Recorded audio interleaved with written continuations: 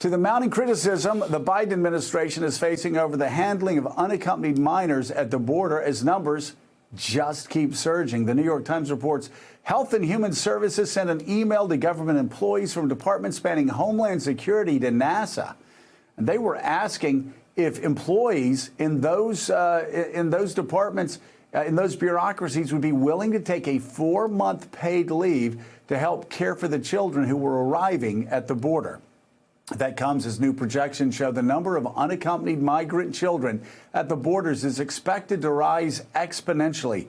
More than 20,000 children and teenagers are already in custody, and the system that is preparing for more children is already at 103% capacity. That is according to briefing materials from Operation Artemis, a response to the border crisis led by the Federal Emergency Management Agency. Government projections obtained by the New York Times show there could be more than 35,000 migrant children in government custody by June. Let's bring in right now Special Assistant to the President on Immigration for the Domestic Policy Council, Tyler Moran. Tyler, thank you so much for being with us.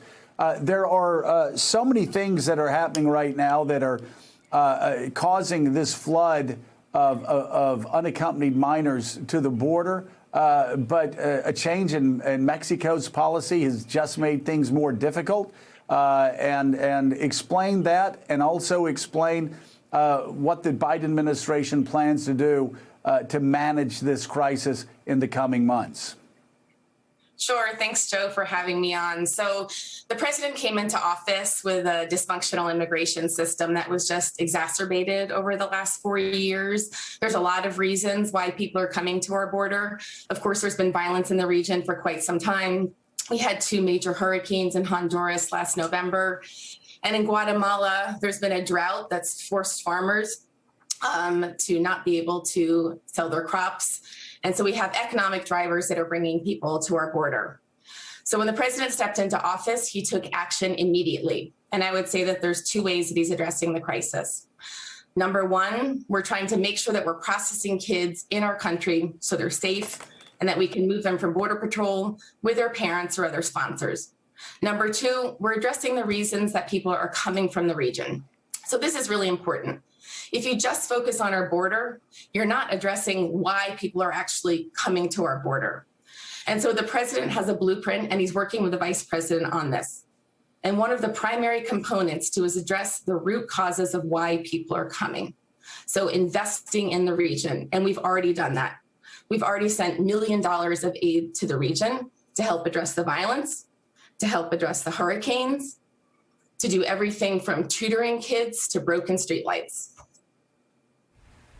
Yeah, Congressman Cuellar is going to be with us in a few minutes, but he had said that it was critically important to humanely send many of these unaccompanied minors back to their home countries, and to make sure that we have images of that so the message gets sent back that the borders are not open and they should not send their children our way. What is the Biden administration's thoughts on Congressman Cuellar's suggestion? Well, Joe, the borders aren't open, but we're also following the law. And the law says that when people come to our border and they ask for protection, that we can process them. Not everybody's going to qualify and not everybody's going to stay, but we're not a country that's going to turn kids back into the desert by themselves. We're also not a country that's going to take parents away from their kids like the last administration. We can handle this. We can process people in a fair and humane way, and we can also have well-managed borders. That's what the president is working to do. If we can invest in the region. Hey, thanks so much for watching our YouTube channel. You can follow up on today's top stories and breaking news, or catch up on your favorite MSNBC shows all in one place. Download the NBC News app today.